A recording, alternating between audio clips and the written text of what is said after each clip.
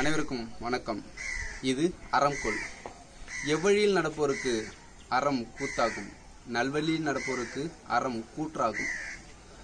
பொதுவாக குழந்தைகளுக்கு நேரம் போகலை அப்படின்னா விளையாட போவாங்க. ஆனால் விளையாடின்னு இருக்கிற குழந்தைங்களே விளையாட்டை ஒதுக்கி வச்சுட்டு ஒரு கட்சியோட கொள்கையை கேட்குறாங்க அப்படின்னா அது எவ்வளோ பெரிய விஷயம். அதை தான் இப்போ நாம் பார்க்க போகிறோம். வாங்க பார்க்கலாம். மனிதம் காக்க இணைவோ. கேள்விப்பட்டிருக்கீங்களா? சீமான் கேள்விப்பட்டிருக்கீங்களா? இதெல்லாம் இந்த மாதிரி எல்லாருமே படிக்க தெரிஞ்ச பசங்க தானே. ஓட்டுக்கு அதெல்லாம் வரல, புரியுதா? உங்களுக்கு ஓட்டும் கிடையாது, சரியா? இருந்தாலும் என்னடா நம்ம கிட்ட ஓட்டே இல்லை, ஆனால் இந்த அண்ணங்க வந்து நம்ம கிட்ட வந்து ஓட்டு போறதை பத்தி பேசுறாங்களே அப்படின்னு நீங்க நினைக்கூடாது. ஒரே ஓட்டு என்ன தெரியும் கேட்கலாம். அவனுக்கு படிக்க தெரியுங்களா? படிக்க தெரியல, அது போதும்டா தம்பி. நம்ம வந்து வெறும் பாட புத்தகத்தை மட்டும் படிச்சீங்கன்னா ஒன்றும் புண்ணியம் கிடையாது. நிறைய விஷயங்களை சேர்த்து படிக்கணும். அதனால உங்ககிட்ட ஒன்று தான். நீங்க ஸ்போர்ட்ஸுக்காப்பா ஸ்போர்ட்ஸ் பற்றி நான் பேசுகிறேன். பொறுத்த வரைக்கும் எங்கேயாச்சும் டோர்னமெண்ட் வைக்கிறாங்களா? கிடையாது, டோர்னமெண்ட் கிடையாது. இப்போ நிறைய பேர் இங்கே வந்து எத்தனை பேர் வந்து கிரிக்கெட் பார்ப்பீங்க? எல்லாருமே விளையாடுவீங்க, சரிங்களா? உங்களுக்கு வந்து தமிழ்நாட்டு டீம்ல எத்தனை தமிழ் ஆளுங்க இருக்கிறாங்க தெரியுமா உங்களுக்கு? சாஸ்திராப்புக்கு. ஸோ நம்ம வந்தோம் அப்படின்னா தமிழ்நாட்டு பிளேயருக்கு மட்டும்தான் வாய்ப்பு இருக்கும் அந்த டீமில். அதுக்கான முழு முயற்சி நம்ம எடுப்போம். தம்பி, நீங்கள் கேட்டீங்க இல்லையா ஸ்போர்ட்ஸுக்காக நீங்கள் என்ன பண்ணுவீங்க அப்படின்னு சொல்லிட்டு. எங்களுடைய கொள்கையே பார்த்தீங்கன்னா மாணவர்களுக்கு முழு நேர பள்ளிக்கூடமே கிடையாது. இப்போ உனக்கு வாலிபால் பிடிக்குமா? மதியானம் 2 மணிக்கு மேலே நீ வாலிபால் விளையாட போயிடலாம். புரியுதா நான் சொல்கிறது? உனக்கு வாலிபால் பிடிக்குதுன்னா நீ அதாவது காலையிலேருந்து ஒரு 10 மணிலேருந்து ஒரு 2 மணி வரைக்கும் தான் நீ ஸ்கூலில் இருப்ப. அதுக்கப்புறம் உனக்கு என்ன பிடிக்குதா? வாலிபால் பிடிக்குதா? நீ வாலிபால் போய் விளையாடலாம். கிரிக்கெட் பிடிக்குதா? கிரிக்கெட் விளையாடலாம். உனக்கு செஸ் விளையாடணுமா? செஸ் போய் விளையாடலாம். இல்லையா? எனக்கு வந்து கல்வின்றதை வந்து நாங்கள் முழுக்க திணிக்கல. உனக்கு ஹோம்ஒர்க் கிடையாது. எங்களுடைய ஆட்சி வரையில் நல்லா தெரிஞ்சிருக்கும். ஹோம்ஒர்க்கே கிடையாது. அதில் பார்த்தோன்னா உனக்கு தனி கபோர்டு இருக்கும் ஸ்கூல்லே. உனக்கு கொடுக்கக்கூடிய புக்ஸ் எல்லாமே நீ அங்கேயே படித்து முடிச்சுட்டு அங்கேயே வச்சுட்டு வந்துடலாம். வீட்டுக்கு வந்து என்ன பண்ணலாம்? விளையாடலாம். உனக்கு என்ன பிடிக்குதோ அதை செய்யலாம். அதுக்கான சூழ்நிலையை நாங்கள் கவர்மெண்ட் பள்ளிக்கூடத்திலேயே அதுக்கான சூழ்நிலையை உருவாக்கி வச்சிருவோம். மாலை முழுதும் விளையாட்டுன்னு சொல்லிட்டு பாரதியார் சொல்லியிருக்காங்க இல்லையா? பாரதியார் தான் சொன்னாரு, மாத்திக்கிட்டே எதுவும் சொல்லலையே. மாலை முழுதும் விளையாட்டு, அந்த விளையாட்டுக்கு நாங்கள் முக்கியத்துவம் கொடுக்குறோம். கொடுக்காம இல்லை தம்பி, சரியா? எல்லாருமே படிக்கிறீங்களா? இதுல வந்து இப்ப வந்து 35 மார்க் எடுத்தா தான் பாஸ், கீழே எடுத்தா ஃபெயில், அவன் தத்தின்றாங்கல்ல. அந்த நிலைமை கிடையாது. ஏன்னா ஒரு பையனால மேக்ஸ்ல 100 மார்க் எடுக்க முடியும், ஆனா அவனால கிரிக்கெட் விளையாட முடியாது. நல்ல வாலிபால் விளையாடுவான், ஆனா அவன் மேக்ஸ்ல கம்மி மார்க் தான் எடுப்பான். அப்போ இங்க வந்து என்ன நிலைமை இருக்குதுன்னா, என்னதான் அவனுக்கு விளையாட தெரிஞ்சிருந்தாலும், அவன் நல்லா பாடினாலும் நல்லா ஓடினாலும், அவன்கிட்ட என்ன திறமை இருந்தாலும், அவன் ஒழுங்கா படிக்கலன்னா அவன் திறமை இல்லாதவன் அப்படின்ற மாதிரி தான் சொல்றாங்க. அதை முதல்ல நம்ம ஒழிக்கிறோம். திறமைன்றது வந்து பிறந்த குழந்தைங்க எல்லாருக்கிட்டையும் ஒவ்வொரு திறமை இருக்குது. ஒருத்தன் நல்லா வாலிபால் விளையாடுவான், நல்லா ஓடுவான், ஒருத்தன் பாடுவான், நல்லா டான்ஸ் ஆடுவான், ஆனால் ஒருத்தன் நல்ல சென்டம் எடுப்பான். எப்படி வேணாலும் இருக்கும், எல்லாருக்கும் ஒரு திறமை இருக்குது. அதனால நம்ம கல்வி முறை எப்படின்னா தனித்திறன் கல்வி. எவனுக்கு என்ன வருதோ அதை மட்டும்தான் செய்யணும். இப்போ அவன் நல்லா வாலிபால் விளையாடுவானா உனக்கு மேக்ஸ் வராதா? கவலை கிடையாது.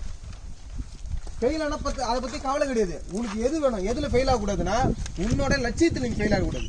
நான் நல்ல வாலிபால் பிளேயர் ஆகணும்னு நீங்கள் நினைக்கிறீங்கன்னா அதில் ஃபெயில் ஆகக்கூடாது. மற்றபடி பாடத்தில் ஃபெயில் ஆனால் ஒன்றும் கவலை கிடையாது.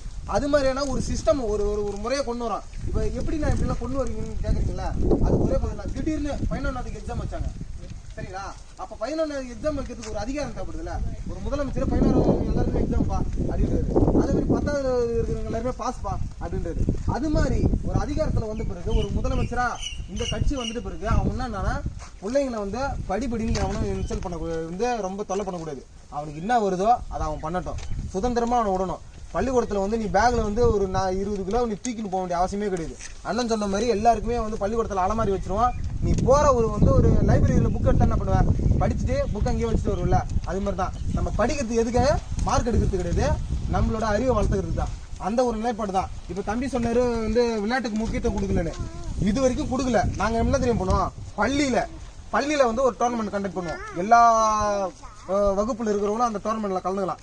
அதுல யார் ஜெயிக்கிறாங்களோ ஒவ்வொரு பள்ளியிலும் ஜெயிக்கிறவங்களுக்கு வட்டார அளவில், இப்போ வானூர் வட்டாரமா வட்டார அளவில் ஒவ்வொரு பள்ளிக்கூடம் சார்பாக ஒரு டோர்னமெண்ட் கண்டக்ட் பண்ணுவோம். இப்போ வாலிபால் அப்படின்னா அதில் சார்ந்து ஜெயிக்கிறவங்கள விழுப்புரம் சுற்றில் இருக்கிறவங்க எல்லாருமே ஒரு டோர்னமெண்ட்டு, அப்புறம் தமிழ்நாடு முழுவதும் ஒரு டோர்னமெண்ட்டு, அப்படி ஒவ்வொரு படிநிலையும் நம்ம கொண்டு வரோம்.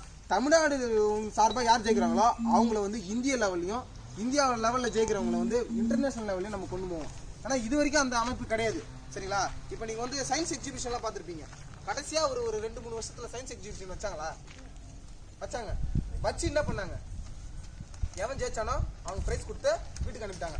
அவன் என்ன செஞ்சானோ அதை வந்து இம்ப்ளிமெண்ட் பண்ணாங்களா? எங்க போட்டாங்க? நான் ஒரு விஷயம் சொல்லிட்டா, ஒன்றும் இல்லை. இப்போ வந்து இவன் தம்பி இருக்கிறான்னு வச்சுக்கான், இவன் வந்து ஏதோ ஒரு புதுசாக ஒரு பண்ணுறான். இப்போ ஒன்றும் இல்லை, இப்போ வந்து செங்கலுக்கு ரொம்ப இதுவாக இருக்குது அப்படின்னு ஒரு ஆர்டிஃபிஷியலாக ஒரு செங்கல் அவன் தயாரித்து கொடுக்குறான்னு வச்சுக்கான், பரவாயில்ல இந்த பையன் நல்லா சிந்திச்சிருக்கிறான் அப்படின்னு அவனுக்கு ஒரு பரிசு கொடுத்து ஆஃப் பண்ணாமல் அந்த செங்கல் தயாரிச்சா பத்தியா அதை வந்து கவர்மெண்ட் எடுத்துக்கின்னு அந்த தம்பியோட ஐடியாவை வந்து நாடு முழுவதும் பப்ளிஷ் பண்ணணும், செயல்படுத்தணும். ஆனால் அவங்க என்ன பண்ணுறாங்கன்னா அவனோட அறிவை ஒரு பரிசு மட்டும் கொடுத்து ஆஃப் பண்ணிடுறாங்க. சரிங்களா? அது மாதிரியான முறையெல்லாம் இல்லாமல் எல்லாமே பண்ணுறோம். இப்போ எல்லாருமே வந்து இங்கே இருக்கிற நிறைய பேர் எத்தனை பேர் வந்து தனியார் ஸ்கூலில் படிக்கிறீங்க? பிரைவேட் ஸ்கூலில் படிக்கிறீங்க. யார் யார் வந்து கவர்மெண்ட் ஸ்கூலில் படிக்கிறீங்க? சரி, ரைட்டு. இப்போ நிறைய பேர் கவர்மெண்ட் ஸ்கூலில் படிக்கிறீங்க. இப்போ நான் சொல்கிறதுக்கு மட்டும் கேட்டுங்க, எத்தனை பேர் தனியார் ஸ்கூலில் படிச்சுட்டு காசு கட்ட முடியாமல் கவர்மெண்ட் ஸ்கூலுக்கு வந்தீங்க? ஏன் காசு கட்ட முடியல? தம்பி ஒரு நல்ல ஒரு விஷயம் தெரிஞ்சுக்க. இப்போ இந்த ஒரு பேப்பர் இருக்குது, நான் படிக்கிறேன், இதில் இருக்கிற விஷயத்தை நான் தெரிஞ்சுக்கிறேன், அவ்வளோதான். இதை போய் காசு கொடுத்து ஒரு படித்து அறிவை வளர்த்துக்கிற ஒரு விஷயத்தை வந்து காசு கொடுத்து தான் தெரிஞ்சுக்கணும் அப்படின்ற நிலைமை இருக்குதுன்னா அதை முதல்ல ஒழிக்கணும். ஒருத்தவனுக்கு கல்வி அப்படின்றத வந்து இலவசமாக கொடுக்கணும். அது காசு கட்டி பணம் கட்டி படிக்கவே கூடாது. காமராஜர் பற்றி தெரியல உங்களுக்கு? காமராஜர் என்ன வார்த்தை தெரியுமா சொன்னாரு? பிள்ளைங்களுக்கு பாடம் சொல்லிக்கிறதுக்கு வந்து பாடம் சொல்லிக் கொடுக்குறதுக்கு பணம் வாங்குறது பாவம் அப்படின்னு அவர் சொல்லியிருக்காங்க. ஆனால் அந்த பாவத்தை வந்து எல்லா தனியார் பள்ளி ரொம்ப பண்ணுறாங்க. முதல்ல அந்த பாடத்திட்டத்தை வந்து மாத்திரம் எல்லா இடத்துலையும் பிள்ளைங்களுக்கு வந்து இலவசமாக கல்வி, எவனுக்குமே ஃபீஸ் கட்டக்கூடாது. நீ வந்து பால்வாடி சேர்க்கறதுலேருந்து பட்டப்படிப்பு படிக்கிற வரைக்கும், பட்டப்படிப்பு கூட கிடையாது, ஆராய்ச்சி படிப்பு படிக்கிற வரைக்கும், ஒரு சயின்டிஸ்ட் லெவலுக்கு நீ படிக்கணும்னு நினைக்கிறீங்கன்னா அது வரைக்குமே உனக்கு வந்து ஒத்த பைசா கூட வந்து எக்ஸாம் ஃபீஸ், அந்த fees, book fees, note fees, எந்த ஃபீஸுமே கிடையாது. இலவசமாக படிக்கணும். ஏன்னா இப்போ நிறைய பேருக்கு வந்து காசு கட்டுறது தானே தடையாக இருக்குது. இப்போ வந்து நான் ஒரு டாக்டருக்கு படிக்கணும்னு ஆசைப்பட்றேன் அப்படின்னா எதுக்கு ஒரு டாக்டருக்கு வந்து ஒரு வருஷத்துக்கு 5 லட்ச ரூபா கட்டணும்? ஐயோ அந்த 5 லட்சம் கட்டுறதுக்கு பதிலாக நான் வீட்டில் வேலை செஞ்சுட்டு என் குடும்பத்தை பார்த்துட்டு போகலாம். அப்போ அந்த காசு கட்டுன்ற நிலைமை தானே நம்ம கனவுக்கு தடையாக வருது. அதை நம்ம வந்து அந்த தடையை உடைக்கணும். சரிங்களா? இதெல்லாம் எதுக்காக உங்ககிட்ட சொல்கிறேன் அப்படின்னா, நீங்களாம் வந்து வளர்ற பசங்க. சரிங்களா? வளருகின்ற ஒரு செடிக்கு தான் நம்ம வந்து தண்ணி ஊற்றணும். வளர்ந்து போன மரத்துக்கு நம்ம தண்ணி ஊற்ற மாட்டோம். சரிங்களா? அதனால தான் உங்களுக்கு தண்ணி ஊற்றுற மாதிரி தான் உங்களுக்கு விஷயத்தை சொல்லிக்கிறேன். இது வந்து சரின்னு படிச்சுன்னா வீட்டில் போய் சொல்லுங்க, அம்மா நாங்கள் வாலிபால் விளையாடிட்டு இருக்கும்போது ஒரு அண்ணன் வந்தார், இது மாதிரி ஒரு பேப்பர் கொடுத்தாரு, இதில் இருக்கிறத படிச்சு காட்ட சொன்னார் அப்படின்னு சொல்லி, நீங்கள் பின்னால் இருக்கிறத படிச்சு காட்டுங்க, வருவீங்களா? நாங்கள் வந்தால் என்னென்ன செய்வோம் அப்படின்னு. வேளாண்மை அரசு பண்ணி யார் யார் வீட்டில் வந்து விவசாயம் பண்ணுறாங்களோ அவங்க அம்மா அப்பா எல்லாருக்குமே விவசாயம் பண்ணுறாரு. அவங்க அப்பா விவசாயம் பண்ணுறாரு, அவங்க அப்பா வந்து கவர்மெண்ட் ஸ்டாஃப். சரியா? அவர் விளையிறத வந்து நம்ம கமிட்டியில் கொடுத்தா மட்டும் போதும், அவருக்கு மாத சம்பளம். சரியா? அது மாதிரியான இதெல்லாம் இருக்குது. ஒவ்வொன்றையும் படித்து காட்டுங்க. சரிங்களா? படித்து காட்டுங்க. உங்கள் அம்மா அப்பாங்களுக்கு புரிய வைங்க. அவங்களுக்கு புரியலனாலும் பரவாயில்ல, நீங்களுக்கு புரிஞ்சிச்சுன்னா நீங்கள் உங்கள் வயசுக்கு, என் வயசுக்கு நீங்கள் வரும்போது நீங்கள் என்ன மூலம் 4 பேருக்கு சொல்லுங்கள். சரிங்களா? புரிஞ்சுதா? நன்றி. அண்ணன் சீமான் அவர்கள் எப்பவுமே சொல்லுவாங்க, என்னோட வாக்குகள் பள்ளிக்கூடத்தில் படிக்கிறாங்க அப்படின்ட்டு. அவர் சொன்ன அந்த வார்த்தை தான் இப்போ நிறைவேறுது போல். இந்த காணொலியில் உங்களுக்கு ஏதாவது முரண்பாடு இருந்தால் தயவு செய்து கமெண்ட் பண்ணுங்கள், மறக்காமல் லைக் பண்ணுங்கள். இது பிடிச்சிருந்தா உங்கள் நண்பர்களுக்கு ஷேர் பண்ணுங்கள், மறக்காமல் சப்ஸ்கிரைப் பண்ணிடுங்க.